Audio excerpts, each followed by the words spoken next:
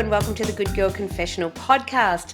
I'm your host, Sandy Lowries, and the Good Girl Confessional Podcast is proudly brought to us by WB40, Women Beyond 40, a platform for women 40, 50, 60, 70, 80 and beyond, who are telling their stories, telling their truth, and saying it how it is. You can join this revolution over at WB40.com.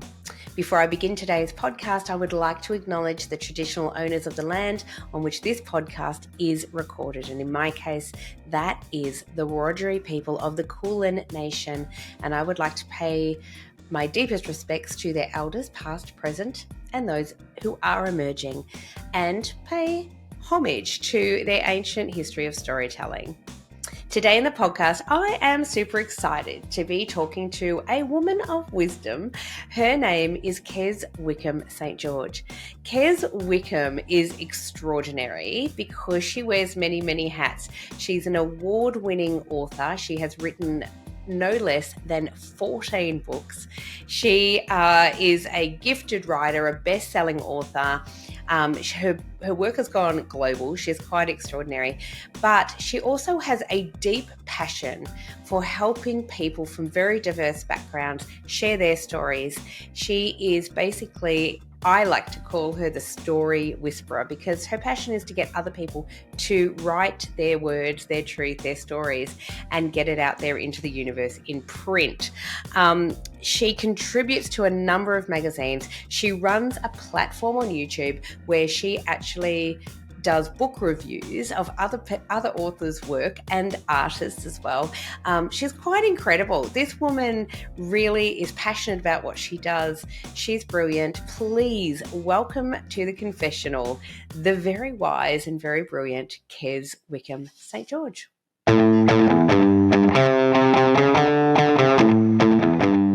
Hey, it's another Sandy here, Sandy Davies. I'm the founder and formulator of Happy Pause Balm for intimate dryness. Find us over at happypause.com.au. That's happypause.com.au, and get some happy on down there. And in the meantime, keep listening to Powerhouse Sandy Lowries on the Good Girl Confessional Podcast, where every woman has a story. Hi, Kez, and welcome to the Good Girl Confessional. How are you today? I'm really well, thank you. How are you? I'm very well, and you look beautiful. Look at you with you. your bright red lipstick, looking gorgeous I love today. I love red lips as well. I don't have red lips today, but a wise woman many years ago once said to me, if you're having a bad day, put on red lipstick. Oh, okay. And everything is possible. And I've always stuck by that. So I love your red lips. Beautiful. Kez, I'm so thrilled to have you here in the confessional. Before we started this recording, we were chatting away about a mutual friend of ours, which of course is Sandy Davies, a beautiful connector of women who is a huge fan of yours. And I'm so thrilled to be meeting you here today because Kez, I don't even know where to begin, because you are a woman who is very layered because you wear many, many hats. And by that I mean a writer, a best-selling author, an award-winning author, a global writer's consultant. And you are passionate about championing people from very, very diverse backgrounds to be able to tell their stories. So tell us a little bit about how your business started, because you co-produce and co-host. It's a weekly international show, and you're highlighting the work of authors and artists around the world. How did it start? I coming from an entrepreneurial background, and my training and work was the arts, really. So I decided that being a writer, I could actually do more with my writing world than just writing, because you meet up with authors, and I was one of them. Why isn't my book out there more? Why aren't people talking about my book more? And I wanted more, not the fame, not the famous crown that goes on when you become an award-winning author, but I wanted to I wanted more for my book. I wanted to go more places and do more things. I wanted people to be, especially during COVID, be an armchair traveller. I wanted people to enjoy my story, even though it's semi-fiction or part fantasy, whatever label you want to put on it. So I wanted people to do more. And I was coming home from when the restrictions had left and you could go to book reviews and book awards and all sorts of things. And I went to one with my publisher, and we were chatting on the way home. And I said, "So, how do your books birth? So you've launched a book and it's been popular and you've sold 30 on the night. What then?" And she said, "Oh, and we talked about it." And I said, "So what if I did book reviews?" And she went, "Oh my God, what a fabulous idea." So we collaborated and we talked about it. And then with me, I'm a thinker. So I will take that seed and I'll take it away and think about it. And it was about 3 months before I put it into action. Now, I'm not a techie at all. So I played with my phone and played with the computer. I thought, which is the best way to present things? Um, and I was so nervous on my first review. I spluttered and I coughed and sneezed and I was so nervous. But I just felt something connect, that this was my gift to all authors. This is my gift to you because I love the fact that you're writing.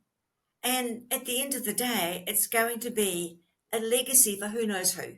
But it's going to be on a bookshelf somewhere. It's going to be in a library somewhere. It's going to be in your family somewhere.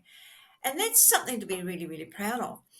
Uh, as I got more and more into it, I discovered that, okay, so you've got a book and it's been launched and boom, there's the birth. But what happens after that? You might have, if you're lucky like I am, you might have an interview with your publisher and you might get on own review yourself and go, look at my book. But no, that's it. That's it.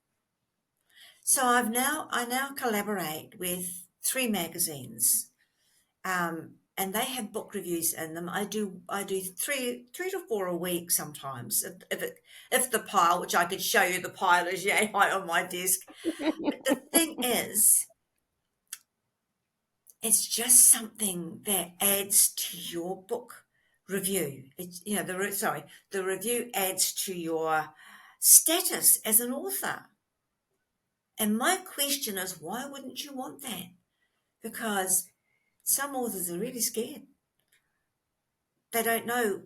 They Yeah, don't wow. know how they feel about their book. And I just think that's a shame.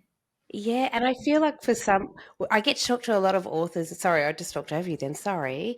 You just raised such a brilliant point. I get to talk to a lot of authors on this podcast, amongst other things, but Yeah, a lot of authors. And I think, do you think it's because it takes a lot of grit and effort and time and energy and emotion to write a book? And therefore, it is their baby. And as you say, they birth it into the world. Do you yeah, think it's like a parent who doesn't want to hear any criticism about their child, right? We're all a bit like that. And so, yeah. do you think it's the fear of, oh, you're going to review my book, but what are you going to say? What if you don't like it? Do you think that there's an element of that? Of course, there's an element in it when you're writing a book and when you're going to get it published. Fear lives with us all the time. We've just got to tap it on the head and say, go away. Um, I guess if when I was given a copy of my books, I'm it's such a feeling like, oh wow, there's I've got to proof my book. It's being done professionally, but it's given to you like you have a look through it too.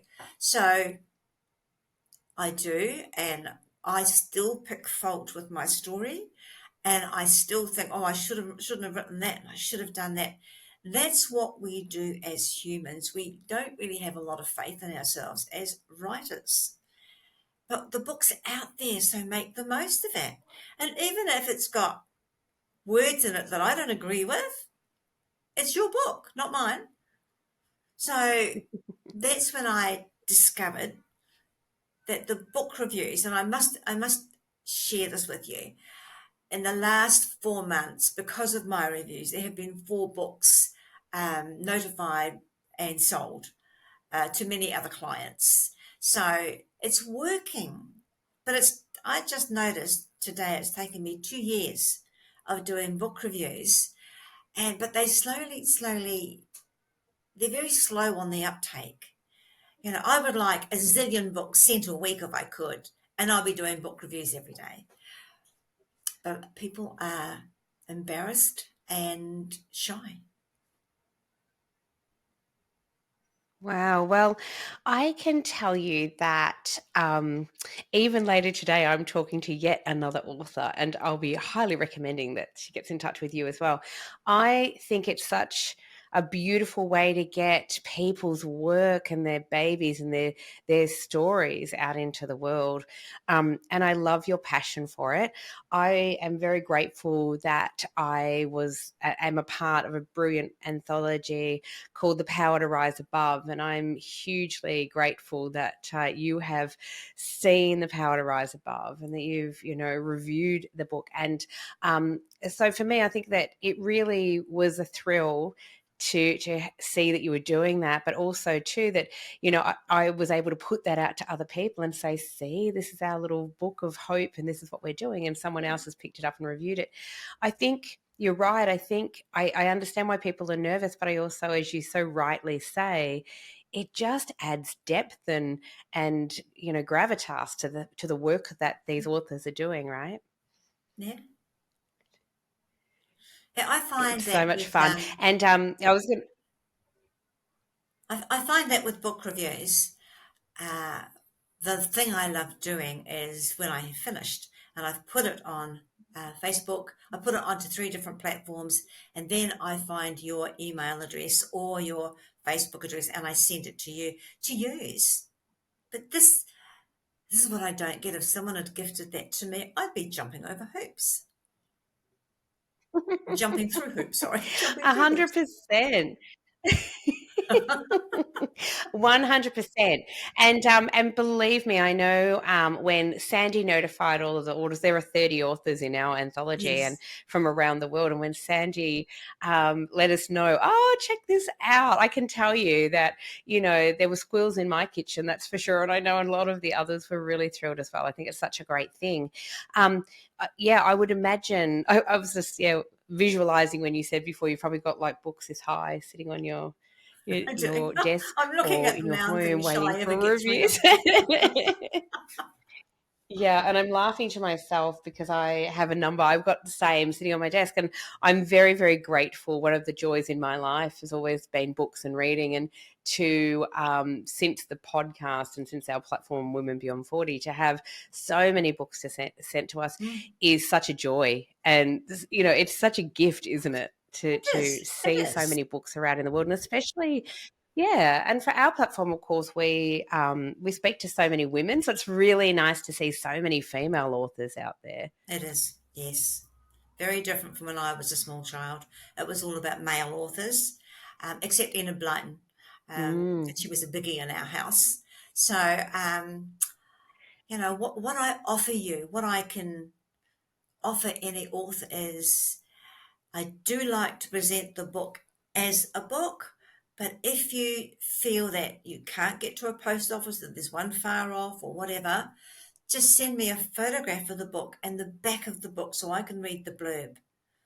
But I do admit I loved reading your book, the book you are a co-author in. The stories were really powerful. And you can tell that. You can tell when you give a really truthful book review, there's a passion that goes with it. When you're given a book that you think, I don't know what to do about, say anorexia, you know, I'm not familiar with the subject. You read, you flick. I'm a speed reader, so I flick through the book, and it's like, I don't get it. I don't get it why people would suffer with this, but obviously they do, because quietly I love my food, but and so to suffer with a huge nasty disease like that, it would be I feel terrible reading that this actually goes on. But sometimes when you don't get the book, the passion isn't in your voice, but you still give a good book review. No matter what the book is, you give a good one. That's so great. And I will say, you didn't just come to this with no expertise. Obviously, you have a lot of expertise.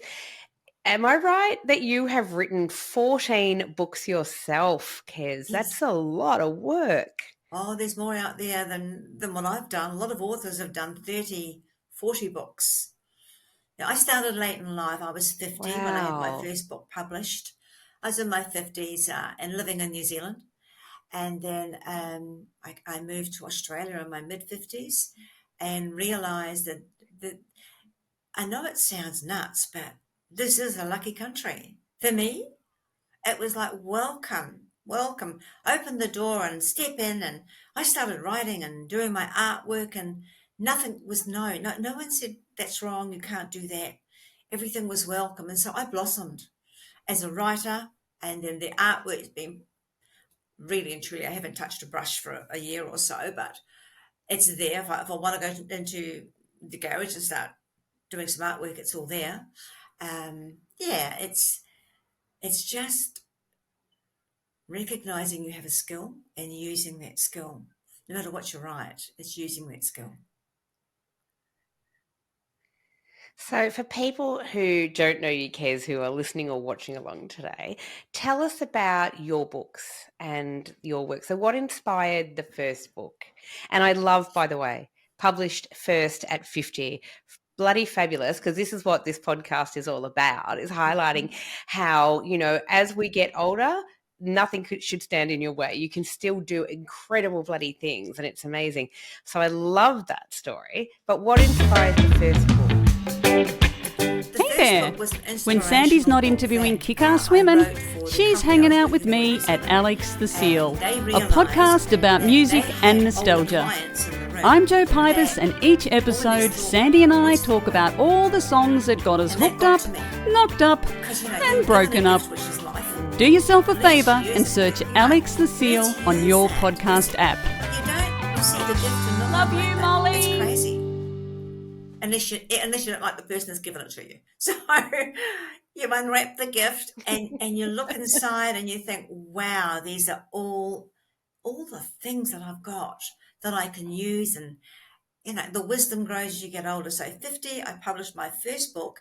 It was a teaching manual. And then that was used nationwide in New Zealand in all teaching schools. It was a motivational book. And I used quotes from Zig Ziglar mainly to sort of portray what, if you're feeling a bit lost on today, then get outside, do something, talk to someone, use the skills that are being offered to you just to stop that feeling of being lost. I'm very lucky in my own life. I love being alone, but a lot of people don't like it. And I found as I got older and my children grew up and then my grandchildren arrived and they came home to Nana and then they left the nest as well. They all got lives, and my youngest grandchild is in his 20s now. And it's like, what am I going to do? So, and you find you again, the person that you were before you got married and before you had children mainly. You find you again. And I just think that's really exciting.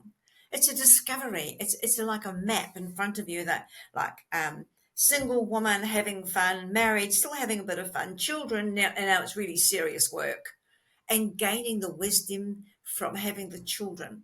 So that was what my first book was all about, gaining wisdom and being clever with your thoughts and your words.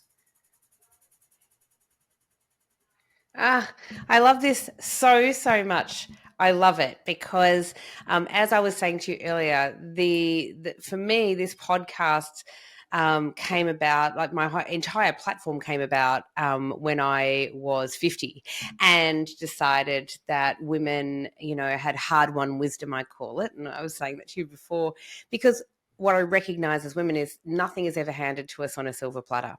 And our wisdom is hard won. And then I felt really passionate about wanting to be able to share that wisdom with other women men as well. We have male listeners, but also with younger women, right? As they are coming through and getting older. And I wanted them to recognize that getting older is not a place of fear, but a place of opportunity. And, you know, you're living proof of that, Kez, to say, well, I published my first book at 50 and I'm still going, and 14 books later, it's quite extraordinary. I love also that you mentioned that you quite are comfortable being alone, because I recently chatted with Kerry Sackville, the columnist and author on this show, and she has written a book called The Secret Life of You, and it is all about exactly that, of people being afraid to be alone and the difference between loneliness and being alone. And there's a big difference, right? Huge difference, yes.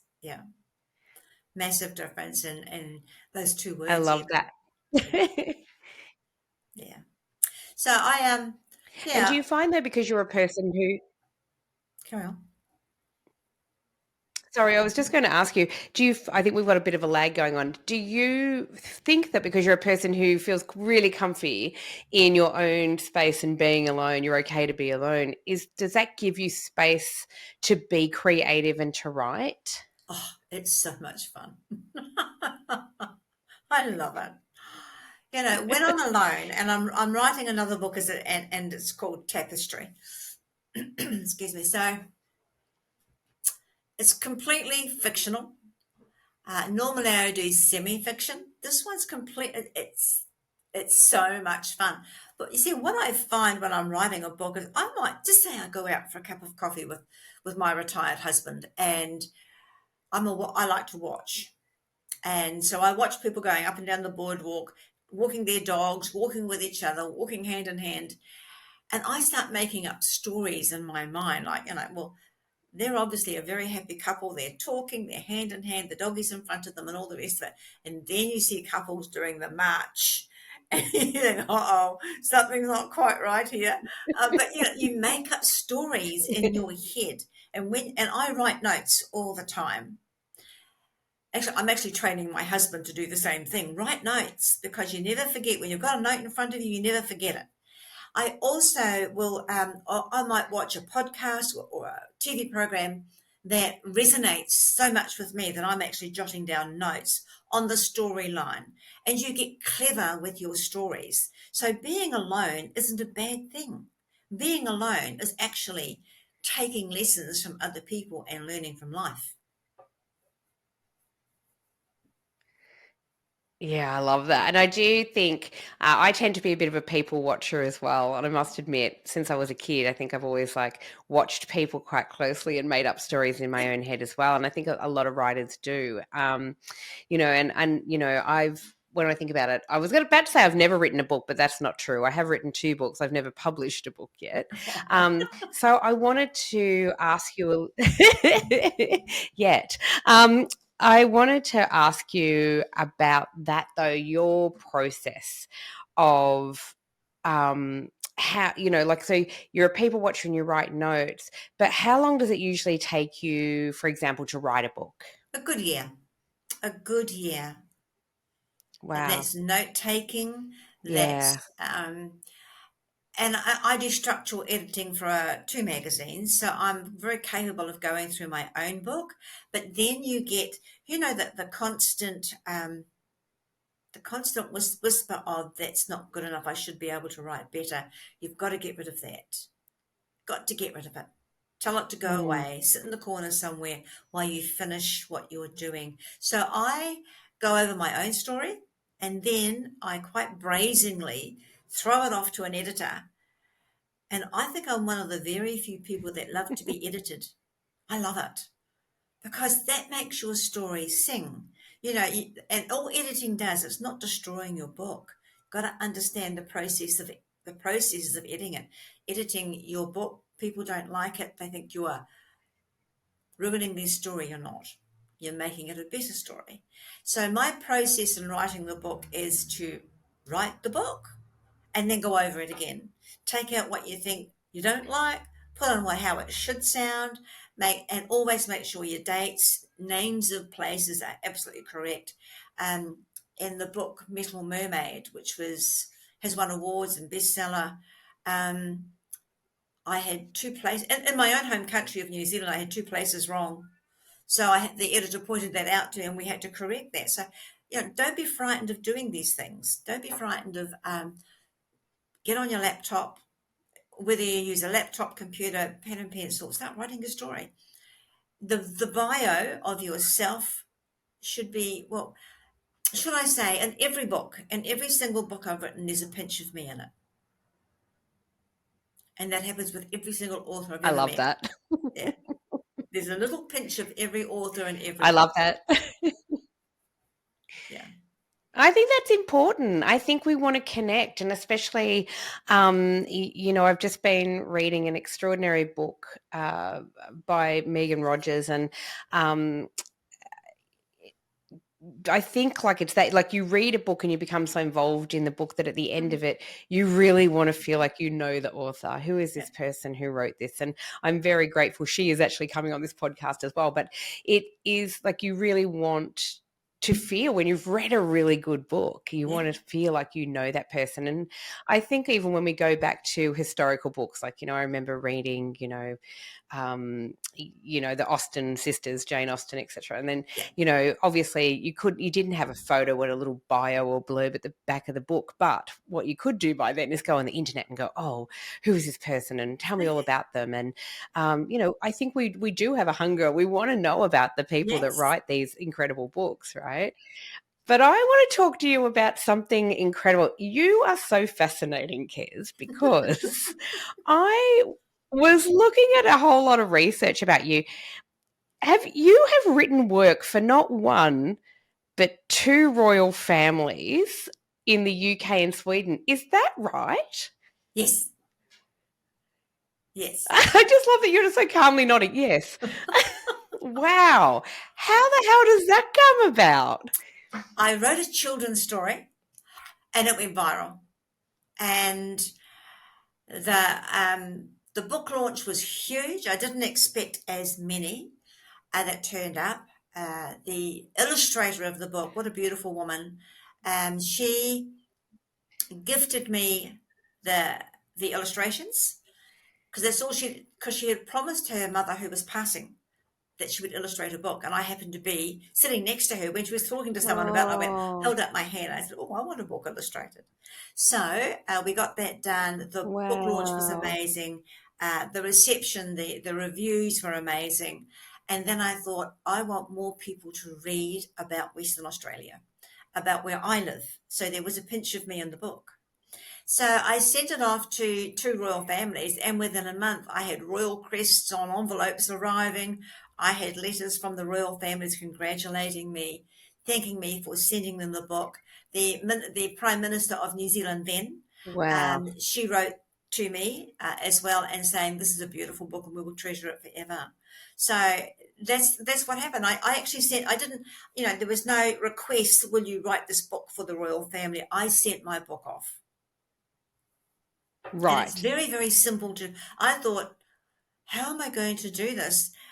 And then I found, I rang the Commonwealth House to find out, how do you do this? And they said, look on Google for the address. And I did. And I got it. Make Google your friend, people. It's so easy. I just love that with all of my heart. I think it's such a bold but logical thing to do, right? It's really interesting when we kind of hold ourselves back. We don't think to do those things. We say, imagine if my book got in the hands of X, Y, and Z, but then we never think to send it to them. That's right. That's right. Hey there. When Sandy's not interviewing kick-ass women, she's hanging out with me at Alex the Seal, a podcast about music and nostalgia. I'm Jo Pybus, and each episode, Sandy and I talk about all the songs that got us hooked up, knocked up, and broken up. Do yourself a favour and search Alex the Seal on your podcast app. Love you, Molly.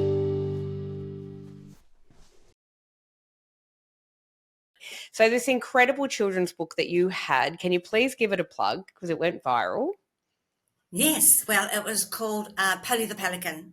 And it was just a simple little children's book with beautiful illustrations and a very simple story about how a pelican got lost in a storm and made friends with a seal, and the seal took him home to his family. It's a very simple little story. Yeah. Oh, how beautiful. And because that book took, you sent it off, it lands in the hands of not one but two royal families. I love this very much. Um, I love that. It must be such a thrill to have your work be international because obviously, when you put your work in the hands of someone so esteemed overseas, anybody in sort of a royal family, obviously it gets to be a little bit more well known. That must have been such a thrill for you. I was gobsmacked. I couldn't believe that I sent it off not knowing what would happen. So when you receive letters with crests and gold bits hanging off it and all the rest of it, it's like, oh, even the postman delivered it to the door and he said, I think this is very special. So he gave it to me. And I sort of, I was very quiet for a day or two. Just, when something like this happens to me, I need to take it all in, sit back and think, I am so blessed. Wow, Yeah. that's so amazing. Some of your incredible books, like I'm looking, so one of the more recent, of course, is Scribe, which is, and anyone can go out to really good bookstores, by the way, to find all of your incredible books. But you've got Scribe, you've got Essence. There's so many of them. The Cuppa Tree, Metal Mermaid. There's so many of them, obviously. Do you have a favorite, or is that like trying to pick a favorite child? Oh, are you allowed to have a favourite child? Not in my house. I I'm not did have allowed one. to. So this is why I'm asking. I don't know. Are you allowed to pick a favorite book? Or I do have, every book I write sets me on a different path. Now, the trilogy to Metal Mermaid was Tree and Scribe. And when I wrote Scribe, I thought to myself, now I was in my late 60s when I wrote Scribe. And I thought to myself, this deserves so much more. This trilogy deserves so much more than just being published. So I have a friend who publishes short movies, and they go all through Australia and collect awards. And so I gave her the prologue. I said, "What do you think?" And she said, "Let me read it." And and when you do that, Sandy, you sort of, oh, have I done the right thing? You sit back and you think, oh, what if she hates it and says, this is just a piece of nonsense. I'm not going to do anything with it. But she got back to me and she went, I love this. So she made it into a short movie. So now I have a movie connected with that book, Scribe. And so therefore, that movie has opened so many more doors for me. It really has. Imagine this little girl from Nine Eye and Lower Hearts could never imagine. I walked a red carpet hand in hand with my beloved, drank champagne, and the picture theatre was packed with friends of the film producer and myself, friends from the community. They all wanted to congratulate me, but you never look upon it like that, Sandy. You just think, yeah, I'm a loner. I sit in my office, I write, I have a cup of tea with hubby about 10 o'clock, maybe a scone if I'm lucky, and then I'm back into my office because I still work. So it's helping people write their books is what I do. So it's like, this has happened to me. This is actually on the night. I'll never forget Sally, the film producer, how do you feel? And I went, and then I burst into tears. And I was on stage in front of 100 people or so. I just started crying. And I felt oh, stupid. I mean, here's this woman of 70 with this bit of a reputation as a writer, and she's bawling her eyes out on stage. And I thought, I don't know what to do. I don't know what to say. But I was just bowled over by the people supporting me and the appreciation of the movie because it was rather avant-garde. So watching your words spoken out of people's mouths on a big screen takes your breath away, takes it away. what an extraordinary experience! How beautiful is that? And I suppose, did you ever get to, like, when you were sitting there? Do you have moments where you think, why didn't I just start doing this a lot earlier than I did? Yeah, yes. But I'm saying that I was an artist before I was an author. Yeah. So I did a lot of artwork, had a lot of exhibitions. I looked after grandchildren. I loved my life. I loved my grandkids, but when they all decided to, their parents said, right, we're off to different parts of Australia and the world, and the kids went with them. It was the first time I'd ever experienced the empty nest syndrome, and I thought, I've got to do something. Because I used to encourage my grandkids to write and paint with me. So I had like a little classroom going on. It was lovely. Those days will always be special to me. But they finished. And that's when I find most women, they either go back to work to fill their lives up, they join clubs to fill their lives up. But what they don't realize is they've got to they've got to fill themselves up, not rely on clubs and work and other people to fill that space. Learn to love yourself, look at your skills and appreciate them. We're not here forever. And if one thing I want to leave behind me is I want my children, if mum can do it at 70, so can we. I want my friends to say, if she could do it at 70, then what are we going to do with our lives? You know, I have friends older and younger than me. What are we going to do with the rest? Fill it up with joy and things you love to do. Oh, I love that. And that was going to be one of my questions to you, actually, was advice to other women, in your age bracket, and kind of going, because I think one of the scourges of our society in the Western world is how invisible a lot of women feel. As soon as Definitely. their kids are grown up and they've gone and they're aging and they start to feel invisible. But really, for me, I think it's such an exciting, incredible kind of part of your life. Like for me, It my is. children are adults now, right? And I'm like, Mm. even though like we're very close, and of course they're always going to be a big part of my life, it allows you when your children grow up it allows you space to kind of think, well, what do I want to do now? Yeah, Right? To look. exactly. Exactly. What do I want to do now? Who am I? So let's unwrap the who am I and discover. I mean, if you I can't imagine a woman from her 50s right up to her 90s not having wisdom. And we're all very different. But what I'm discovering, Sandy, is nothing's new. Nothing is new. I read posts and I think, oh, I've read that. So I try when I put a daily post up, a motivational post up, and I try and change it so that it's a little bit different from the norm. I try and swap it about. Um, and I find that when I do talk to women of my age, they get me. They get it. When I talk to women younger than myself, they don't get it. They don't get that there is a different space, and you've got to sit in that space and unwrap a little bit more. And the day we all pass over is when the real core is open, and whatever. I'm not a prophet. I don't know. I haven't got a glass ball, but I just feel there'll be people there saying, if she did it, we can do it. And that's the point, isn't it? This is the point of all prophets and wisdom and whatever big, big name is out there. They're encouraging you to be who you are. Not nothing better, nothing less. Be who you are, because that's the true you. And this is And where we that's the all. magic. Yes, it is. Yeah, it is pure That is magic. so the magic.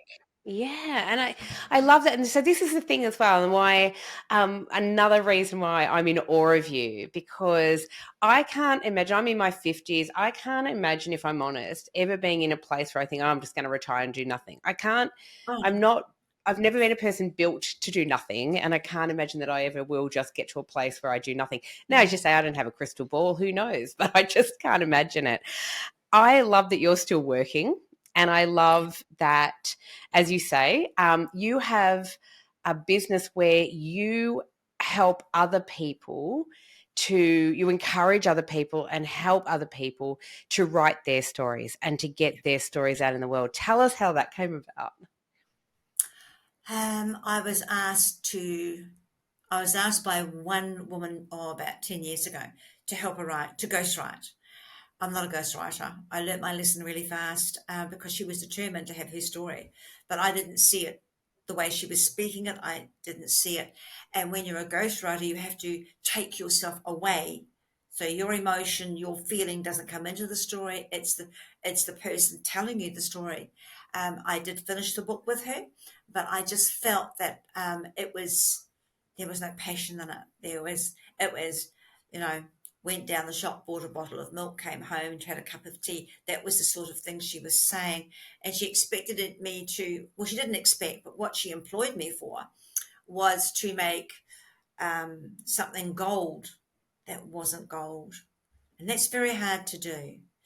So when the book, she didn't want the book published. She only wanted it printed for her family, and that was fine. I got the printer onto the job and stuff like that. But it made me realise that there are so many women out there of my age that have not told me or told anyone their life story. And your life story is actually a learning steps for other people. So if you learned that in my last book, Jigsaw, that the beginning of my life, it wasn't a pleasant one, but because everybody else on the street was dealing with the same thing, I thought of it as quite normal. So it didn't actually phase me anyway of becoming who I was meant to be. It just set me in place, set things down nicely. I mean, if I thought my parents were tyrannical, then I should thank them. If they were here, I'd be saying thanks, guys, because they actually gave me the foundation to grow, and to be who I am today. People that know me say she doesn't take any nonsense. Well, there's no need for nonsense when you're speaking about your book, when you're speaking about what you do, when you're writing about who you are. It's got to come from the heart. So I work with authors, and most of them are fantasy authors, and I love it. I love getting into their story with them, and I love editing their books, I encourage them to laugh. This was so funny, and they might not think it's funny. I said, well, you're not in my seat.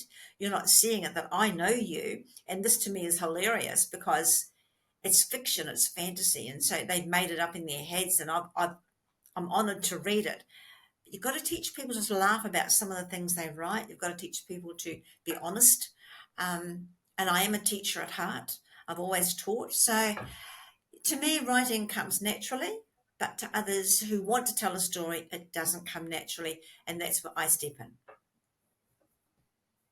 Yeah, that's fantastic. And I think I've met so many people through my life who have these extraordinary stories to tell, but they don't write it down, and they don't. And in more recent times, I think about this as well. My kids say, well, when are you going to write your story? I write snippets of it because I wrote articles, and I've been involved in 3 different anthologies, and which is brilliant, but it's snippets of my story, and I'm not shy to tell it. But I think, it's an interesting thing for our families to go, well, your story's not written down, and we have this unique opportunity in this day and age, Yeah.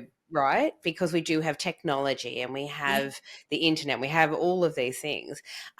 We've got a unique opportunity really to write our stories down, as you say, whether it's published or never published, and leave something for your children to read in your own words, to say, wow, I did not know that about her or him or whoever it may be. That's right. There's something really powerful about that. Well, in my last book, Jigsaw, I've had some raving reviews about it because it deals with childhood trauma.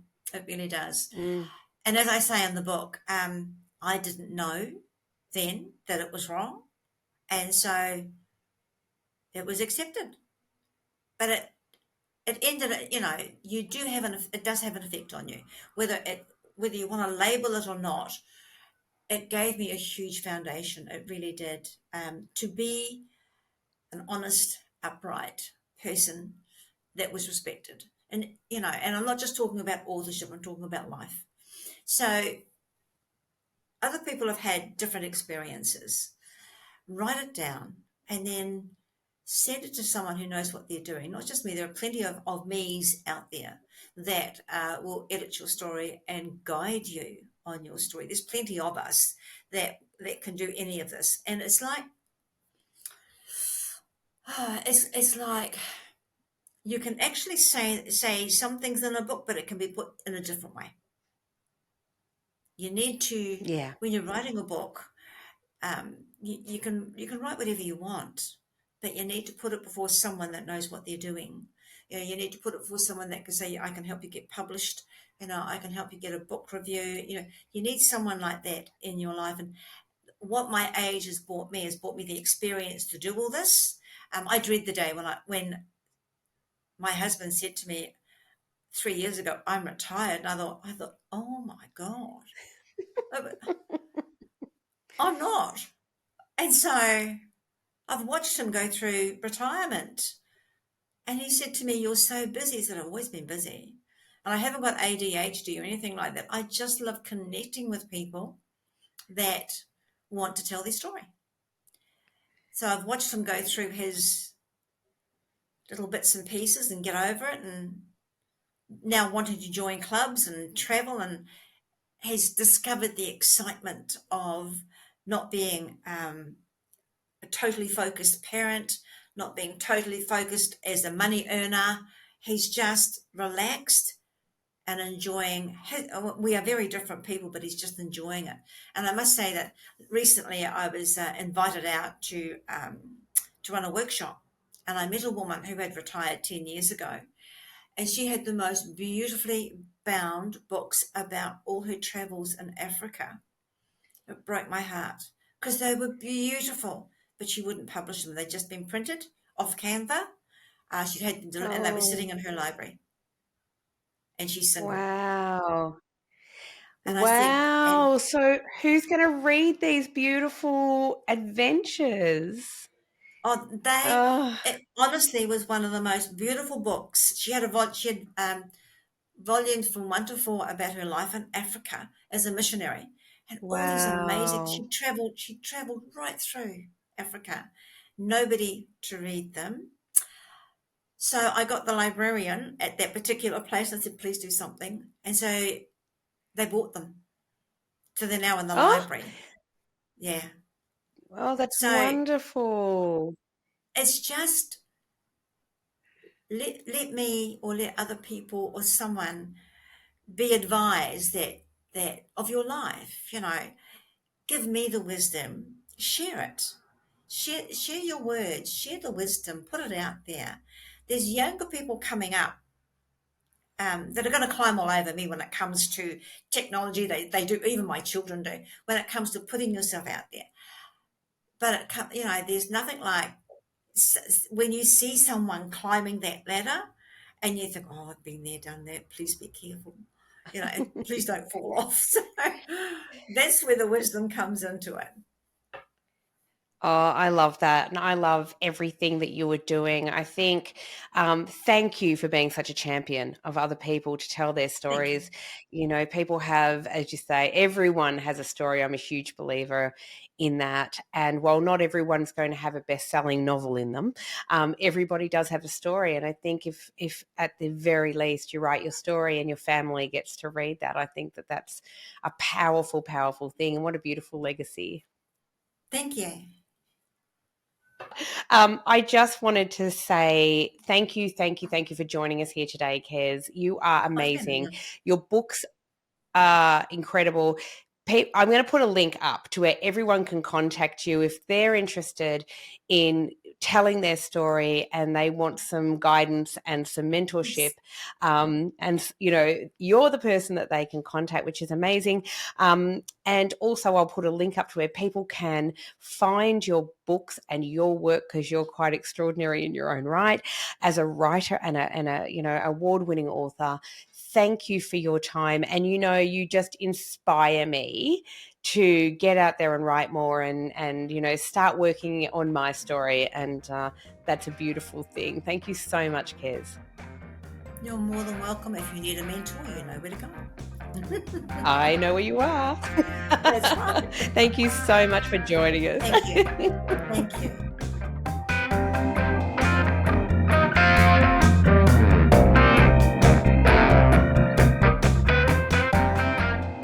Thanks for listening to the Good Girl Confessional podcast. The Good Girl Confessional podcast is brought to you by WB40, Women Beyond 40 magazine.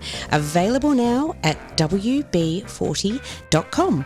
The Good Girl Confessional podcast is available on Apple Podcasts, Spotify, and wherever you listen to quality podcasts. We're also now available on YouTube. We chat with really interesting women about their hard-won wisdom, but it really helps us if you can subscribe, like, and share the podcast. Thanks so much for your support. Bye for now.